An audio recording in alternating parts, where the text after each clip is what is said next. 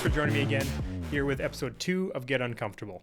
Speaking of getting uncomfortable, man, getting into doing a podcast, which I'm super excited about, but not my area of expertise. Buying the cameras, buying the lights, buying the mics, setting up the programs. I don't even really like computers. I've done a couple episodes, deleted them, but I appreciate you tuning in. Obviously, we're super early, but I'm super excited to get better and better and release some stuff. It's going to be kind of super vulnerable and not going to be the best product all the time, but that's kind of the type of person I am with stuff like this. So I'm very excited to learn, but thanks for joining me on this. So today I want to get into a couple key factors on the power of getting uncomfortable. The four main ones being the neuroplasticity, the stress adaptation cycle, the way discomfort rewires your fear response and rewires your brain, and the 40% rule, really just talking about you're capable of so much more than you actually think.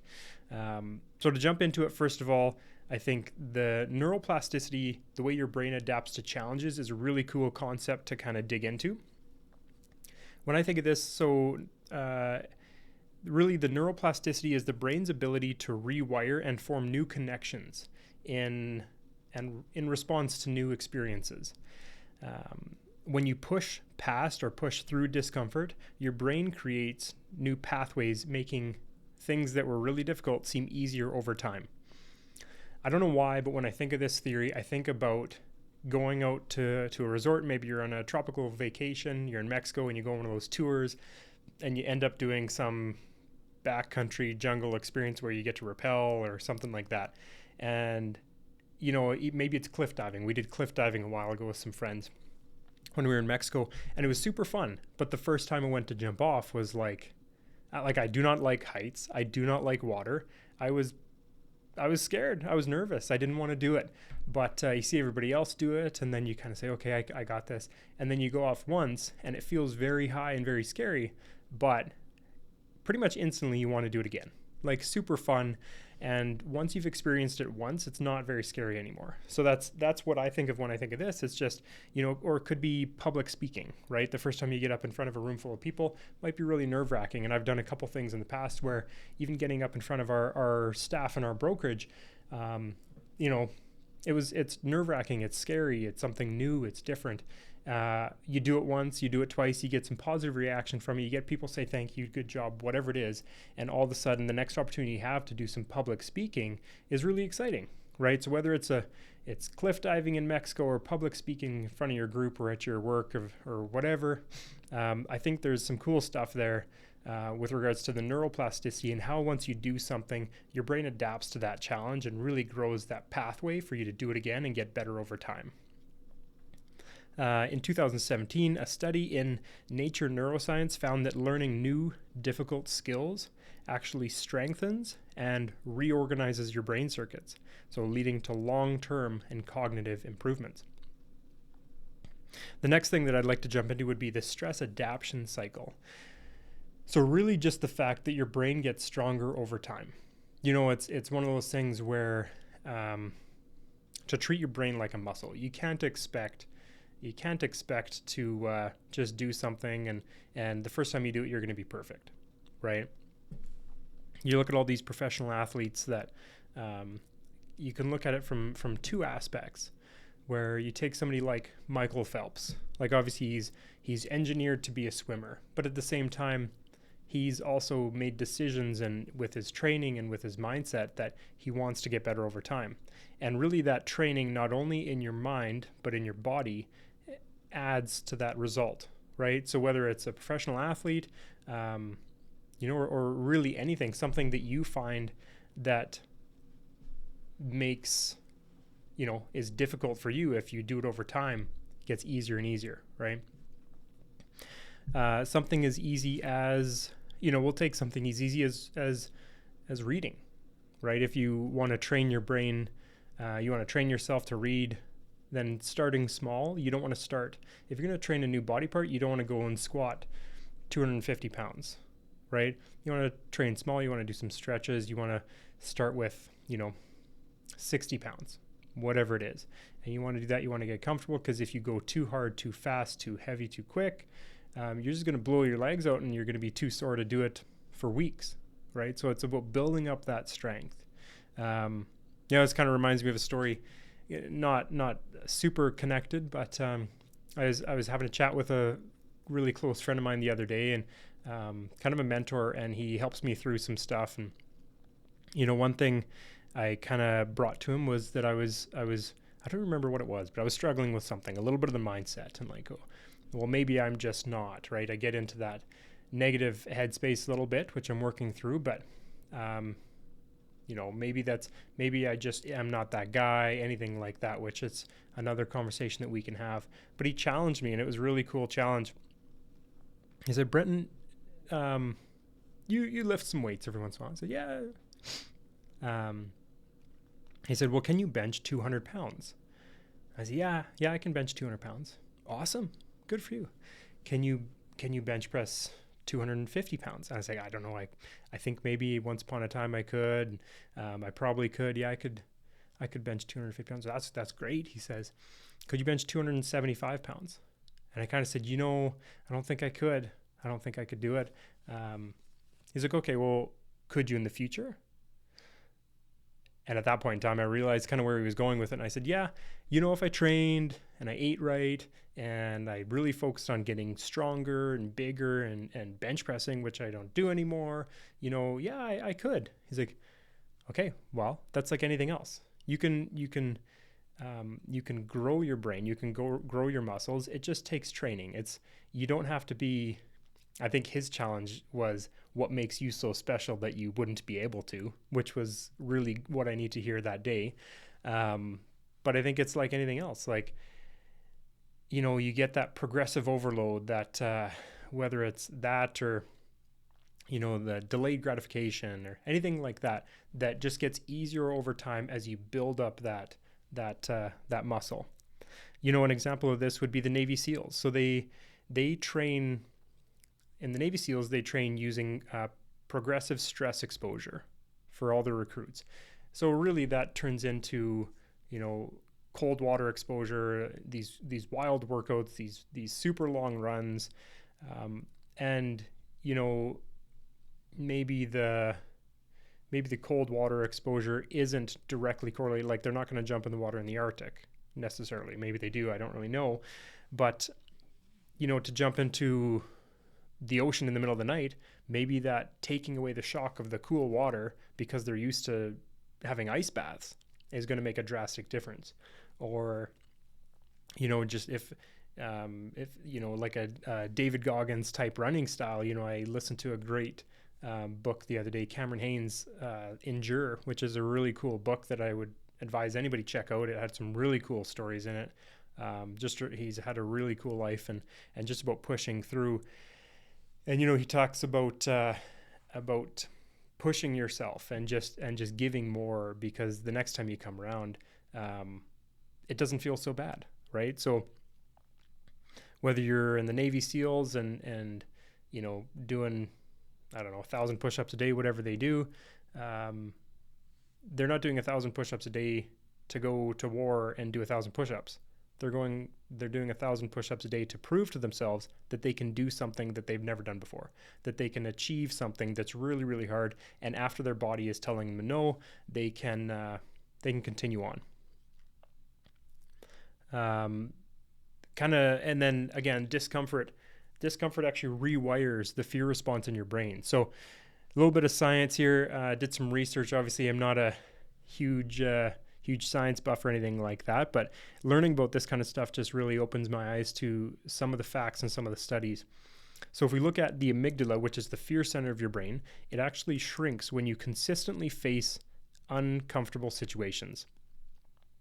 And then you have the prefrontal cortex, and that's responsible for the logic and the decision making in your brain. And this actually gains more control, meaning you react to fear more rationally instead of with panic, of the more often you see it. So this could be, the first time you face rejection, could be sales, could be business. It stings. And actually, to share with you personal stories, so myself, like I'm in real estate. I've been a realtor for over 13 years. and now I'm broker of Royal LePage and Grand Prairie for over the last 2 years. And in certain situations, there's going to be rejection that comes up, right? Something that I do not like rejection, or I mean, in my past, I haven't liked rejection. And I mean, nobody ever really loves it, but you can rewire yourself for that a bit. I don't remember clearly, but I'm sure the first couple of times, or hate to say it, but I've lost clients in the past. I believe in my industry that you can lose a client for a lot of different reasons. Doesn't necessarily mean it's any fault of yours. Sometimes it is, and sometimes that's a little bit of a gut check. But, I'm sure the first time I lost a client was a really tough pill to swallow. I probably went home, cranked up some depressing music and was fighting tears off on the drive home, probably laid awake that night till 3 a.m. thinking about how it's the end of the world, right? But just realistically going through that process and the way you can kind of build on that, and the fear center side of things happens from time to time, and if you rewire that and you kind of teach yourself how to look at things differently in a sense, it's not so scary. The reality is, if you lose a client, it sucks, but having lost clients, I'm confident that that's not going to crater your business. You're not going to miss your mortgage payment because of losing one client. Now, sometimes when you lose a client or when something like that happens, you need to evaluate. Like I think after you learn, or you should, in that sense, fail forward, which is a really cool mindset to have. Take that failure, and failure feels like a big scary word for a lot of people, but take that failure, kind of take it on the chin and say, okay, how can I learn from that? So something that I've implemented, if I were to lose a client today, I would call them and I would say, hey, do you mind, Mr. Seller? I really appreciate the opportunity to work with you, to present my market evaluation, present my stats, whatever it is. And I respect you went with another realtor, wish you all the best. I'll try and sell it, blah, blah, blah. But hey, Mr. or Mrs. Seller, do you mind if I ask, is there something I could have done differently to win your business, right? Or is there something that the other realtor did that I missed out on, or anything like that? And really use that opportunity to grow and, like I say, fail forward and learn from your experiences. Because really, if you're just winning all the time, it's a lot harder to learn. So if you take those little failures, take them, get kind of excited about it, because that's an opportunity to learn, and really in that sense of failing forward, I think is really, really important. And again, the prefrontal cortex, so responsible for the logic and decision making. Again, the logic side of it is, you lose a client, you're not going out of business. If you can learn from that loss, you can correct yourself, and maybe losing that one client will make you learn a new skill, tweak the way you're doing things, have a new product, whatever that is, to build a much stronger business, where if you didn't have that fail forward mentality, you might not have had that same opportunity to grow and move forward. And then uncomfortable situations. I mean, I got a weird one that, I don't know why, when I seen this, it kind of comes to mind, but uncomfortable situation for me, I have a coach that I've worked with for a while, and she's been really, really good. And one thing that kind of stood out for me with an uncomfortable situation is a very, very small thing. Again, just to relate some of these facts and some of these ideals to very small changes. Because if we're just looking to get 1% better every day, it doesn't always need to be, as much as I love Chris Hadfield, I don't need to go to the moon tomorrow, right? But one thing that stands out to me is we were going through some fitness goals, and she was kind of pushing me to see, okay, what's a situation, where can we grow, right? And there was something that I was uncomfortable with that I was kind of hiding from her for a while, which I didn't even realize I was hiding it, but I had my guilty pleasure was running to the pantry, not running, but going to the pantry on my way up to bed. Just silly. It was just a bad habit. And what I found was, I was going in the other direction here. So if you look at the fear center, shrinks when you constantly face uncomfortable situations. I didn't want to face it, so I kept on going for my snacks. I love Doritos. Kept on going for my Doritos. And it wasn't a lot of Doritos, but it was like a little handful of Doritos. Probably just one handful of Doritos. Maybe 6 to 9, maybe 10 Doritos, right? But because I didn't actually face that, the longer I did it, it got harder and harder to break. And then again, because I wasn't kind of facing it head on, I just didn't want to deal with it, and I kind of hid it from my coach, and then all of a sudden I said it to her, and it was really uncomfortable in the sense that I didn't want to tell her, and it was really disappointing. I was disappointed in myself in realizing how hard of a habit that was to break. I mean, for a guy that I like to think, well, I know we eat relatively healthy, we try not to order in, we, we have junk in our house, we got kids, so I think that's hard to eliminate totally, but it's whole food diets. And I think that was one for me that really, really pushed me to realize. It was kind of one of those things where you look in the mirror, get uncomfortable, and you say like, okay, I need to change this, and kind of this is what's going on. And so in that little change, and the reason I bring this up is because that little change where when she challenged me we did a couple things. We did a scramble, right, to try and, which we could talk about a different day, to try and break that habit. But in the process of breaking that habit, I found other things just got much easier to do. Other habits got much easier to break. All of a sudden I was, journaling more, and I was working out more consistently. In that same time frame, I really started. I bought like a stationary bike, just an old bike off Facebook Marketplace, and I started biking more in the basement. And so these little things that, although it seemed super minor and super silly, my little Dorito addiction turned into, okay, once I conquered that, and once I moved through that, and once I looked myself in the mirror and said, I don't want to be this guy, I don't want to do this anymore, and I showed myself I could do it, all of a sudden, it's like my rational brain started working better. And even though it wasn't that situation, I would say like my brain was rewired that I can handle those things. All of a sudden I was much better at that delayed gratification in a lot of different senses. So, and then a little bit of a silly story about Doritos, but now I'm kind of snacky. So the next one would be the 40% rule. I referenced Cameron Hanes. David Goggins is another one where, the realization, kind of popularized by David Goggins in a sense, ex-Navy SEAL. Again, another great guy to look into if you're looking for some motivation. He's very much a go get him type. I don't know why I did it like that, but so he kind of popularized the fact that when your mind says you're done, you're only at about 40% of your potential. I think it's really cool whether you look at kind of the mindset that the one phrase that stands out to me would be, you overestimate what you can do in a year, but you drastically underestimate what you can do in 10 years, right? And you kind of just have so much more to give. Or, I love playing sports. I love playing hockey. Growing up, I was a big basketball guy. So I would always tell myself, my brain, I hated running. I wasn't a runner.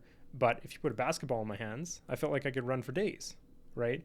And I think that's just because you're taking the attention away from the running in that situation. And, you're not stressing on how tired you are. You're not stressing on how much your legs hurt, or you're getting cramps, or your feet are sore, you're sweaty, or whatever. You're worried about the objective and, taking that shot or making that layup. In hockey, I kind of surprise myself, because not that I'm the fastest guy in the world, but I can push myself really hard on the ice, right? Where to get me to just run up the side of a mountain, like, I don't know, man, that's so hard to do just mentally. But then if you go on the ice and you're headed into overtime as tied game, all of a sudden you got a lot more energy to give. You got a lot more gas in the tank. And sometimes getting off the ice and realizing how sore your legs actually are, or how you just can't breathe anymore, is a really cool thing to just sit there and feel, because you couldn't have, well, I mean, you definitely can, but often you don't push yourself to that extreme when you're just thinking about skating fast, right? I think that just goes to show how much more we have to give, how much more power we have in the tank, how much more horsepower we have out there. So I think really, really cool when we're just looking at our bodies as like the souped up Formula One car, and we're just trying to get everything out of it. Sometimes we do got more in the tank, and we can put that pedal down a little bit more.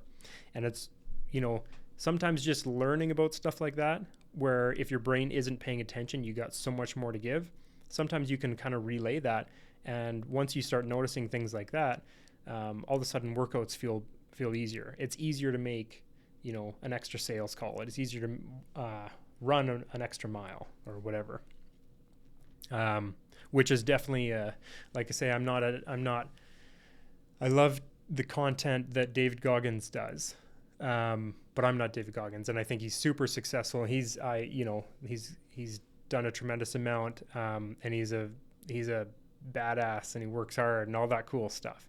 I think maybe one day I'd love to be like that, but right now I'm just in the thick of like, okay, I'm just learning and I'm just growing, and I'm the vulnerable side of trying to get better every day, and just kind of like bridging that gap. I don't have any misconceptions about, I'm not saying I'm going to run 50 kilometers tomorrow, but if I wanted to run 50 kilometers, I would recognize that I can probably run 3.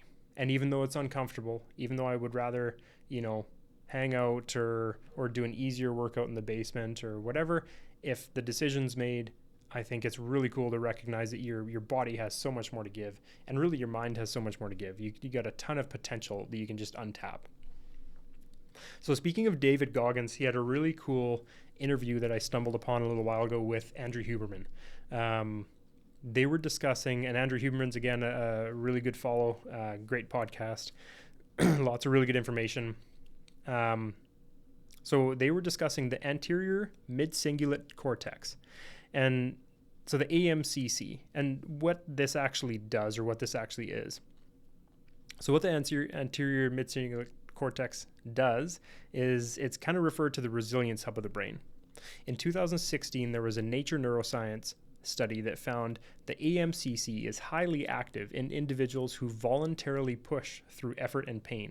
And I think the key with the AMCC is, they were talking about, is to push through something, not just to get it done, but something that you actually don't want to do, right? So you can think of all the examples in the world, but if we look at a workout, right, your brain actually gets, your AMCC gets stronger, not necessarily when you do a workout that you said you'll do, but it gets really, really strong when you do a workout you said you'll do and you really just freaking don't want to do it, right? We all have those days where we just really don't want to do the thing that we already committed to doing. But really, when the AMCC kind of clicks into high gear is when you do something that you said you'll do, or that you should do, but you really just absolutely are dreading it. You do not want to do, whether that's running an extra mile, reading an extra chapter, making an extra sales call. All that stuff is going to positively impact your AMCC and your growth and that resilience hub in your brain. So the AMCC is activated when you experience physical or mental discomfort. Okay, it helps regulate your response to the pain and fatigue, making it critical to push through situations. Studies show that individuals with a strongly activated AMCC tend to be more persistent and have higher pain tolerance across the board. So whether that's in sales, fitness, or business, your AMCC helps you keep grinding, even when the results aren't immediate. Because realistically, that's, I think, why so many people struggle in, so many circles, is because you can work so hard, and the results don't immediately come, right? Whether it's sales or fitness, you can work out and nothing happens. And then you go work out again the next day, nothing happens. Go work out like that for maybe 2 weeks, I think they say, and really nothing changes, right? It's only after a few weeks when that same consistent workout that you don't want to do actually changes your body. So really cool stuff to keep in mind. So the AMCC trains your brain to get better at handling discomfort over time. And one thing that they said in this little video, in this interview, was they discussed how people with a larger AMCC were living longer. And they actually called it, they related it to the actual desire to live and the will to live, And I just think that was really cool. So if you look at somebody that, there's all this stuff going on in the world, somebody that would have fled another country and been through hell to get out of their country, and then they come to Canada and start their new life. All of a sudden, you look at it, and the fact that they have to share a house or share a basement suite with 3 or 4 other people, and maybe the carpets aren't that clean, that doesn't matter to them, because they've been through the ringer, they've been through the tough stuff, right? So all of a sudden the resilience hub that in your brain just really sets off, okay, what are they going to do? And that's why you see so many people go from those situations where they've really seen terrible situations and they get massively successful, right? Stuff like that. You hear all the stories about the immigrants that come over to North America and find huge success because of their work ethic and their drive and their passion, and the reality of hearing no from somebody isn't a big deal because they've heard it a million times before, right? So this means, again, so intentionally exposing yourself to hard things, whether it's cold showers, workouts, fasting, tough conversations, even like if you have a tough conversation, to go back and go have a conversation you really don't want to have. All of a sudden, if you have that conversation with your girlfriend or boyfriend or spouse or child, it just gets easier over time. And then you go back to maybe work and you have a tough conversation there, right? All of a sudden that tough conversation work is much easier because you have that resilience hub built up in your brain from all these tough conversations you've had in the past. So I just thought it was really cool. And, they talked a lot about Olympians pushing their bodies to this extra mile and this high caliber, like a high caliber machine. And really just the fact that people that have that delayed gratification can push themselves that extra mile, not only end up achieving more, but living longer, because of that really being just the will to live in your brain. So really cool. And I think, David Goggins does that, and I don't eat Doritos on my way to bed anymore. So we're doing pretty good, right? So, so again, just to kind of recap some of this with the AMCC, to train your brain for resilience, really focus on doing hard things, like the things you don't want to do. And we all recognize it. Mel Robbins does a really good job of that. I think it's the 5, 4, or 3, 2, 1, or whatever it is. And then you just do the thing. I think really cool mindset there. And reframe pain as growth. Like we talked about earlier, the fail forward mentality, like pain, failure, rejection. It's not all bad. Like, it's not fun, but it's not all bad. And sometimes those are the real opportunities to learn and grow and push forward. If everyone just had, I can think of multiple times in my life where doors closed in my face, but another door always opens, right? Or maybe you work harder so that when that door finally opens, you're more prepared. Sometimes if things come to you when you want them to come to you, you're not ready anyways, right? So I seen a thing, actually, I don't know when it was, a reel or TikTok, who knows, and I have no idea who it was. But somebody's like, you want $1 million? You wouldn't know what to do with it anyways. Get yourself ready. Get yourself in that mindset, right? If the $1 million falls on your lap today, you're probably going to blow it anyways. So a really cool story about, just getting that mind ready, just pushing through, reframing pain as growth, and just really doing those hard things to get yourself geared up and really untap that potential. Also, just that push past resistance mindset. Train your brain, like, just keep going, right? Whether you're starting with, 8,000 steps a day, maybe it's 8,500, taking it from 10,000 to 11,000. Maybe it's, instead of running 3 kilometers every 3 days, maybe it's running 4 kilometers every 3 days. Just get that little bit better and just push past that threshold. We all have a set point, right? And if your set point is to run comfortably for 3 kilometers 3 times a day, that's where you're going to stay. If you consciously push past that set point, whether it's fitness or mindset or business or financial, anything, we're all going to have those set points, and it's like a thermostat. And if you just push past that, or thermometer, if you push past that, I think you'd be amazed at how much potential you untap. And then practice mental toughness challenges, like just that delayed gratification, the story of the Doritos, right? Just the fact that I could say no to those Doritos on the way up to my bedroom. All of a sudden I'm not, everybody tells a story about themselves, and all of a sudden I wasn't that guy anymore. I'm the guy that doesn't eat the Doritos at night, right? Which is really cool. Now, you can still have Doritos at night and still be the guy that doesn't have to eat Doritos at night, which is cool. So the stronger your AMCC is, the better you are at handling life's toughest challenges. Realistically, like I say, if you have that built up and then something really slams you in the face, something really comes your way, you'll be that much more prepared to deal with it.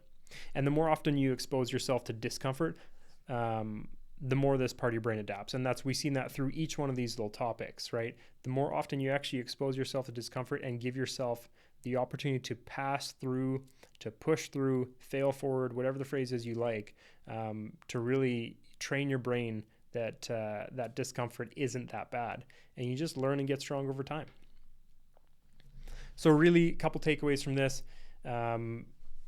Find little ways in your day. I think it's really, really cool when I did something today which I was really uncomfortable with. To be totally honest, I was dreading it and I hated it. And it's never as bad as you make it out to be in your brain, right? Did it was good, it was fine. Wasn't perfect, but I tell you, I'm going to do it again in a couple of years, and it's probably not going to be that bad. Already been through the ringer once, can't get any worse. We're good. And really, when I say can't get any worse, it was pretty good. So here's my little journaling loop, right? Like, you tell yourself something is terrible, and all of a sudden you can be like, okay, is it terrible, or is it not that bad? Well, it's probably not that bad. And then, okay, is it if you were to gauge if it's not that bad or if it's pretty good, you can always find a win in there. So find those wins. And again, reminder, train your brain like a muscle, right? That consistent repetition, and don't expect everything to get easy all at the same time. The first time you jump off that cliff, it's going to be scary, but you'll land. Even if you swim like me, like an absolute brick, you'll land and you'll flutter to the top and you'll get to a rock, and hopefully you get to the top and get to a rock, and then you'll probably want to do it again, because there's that dopamine rush. There's that huge exhilaration where you accomplish the scary thing. That's why people skydive, right? That's why people just consistently do those things that are exciting. And again, I've said it a few times here, fail forward. Recognize discomfort as a signal for growth. When there's an opportunity, when there's rejection, when there's resistance, lean into it instead of retreating. Like, there's a lot that we can do by just pushing through that resistance. Your brain is designed to keep you comfortable. Let's keep that in mind. Your brain is definitely designed to keep you comfortable, and that's not really where growth happens. So let's get on the other side of that discomfort. Let's get some growth rolling. I appreciate you guys joining me for today. I had a lot of fun. This has been quite the journey for me to try and get going with this. Hopefully you enjoyed it. Hopefully the lighting's okay. Hopefully the sound's not too crackly. Really look forward to doing this some more. Please holy smokes, like, share, follow, interact with me. I would love to connect with you more and see what you want me to talk about, what you want to discuss.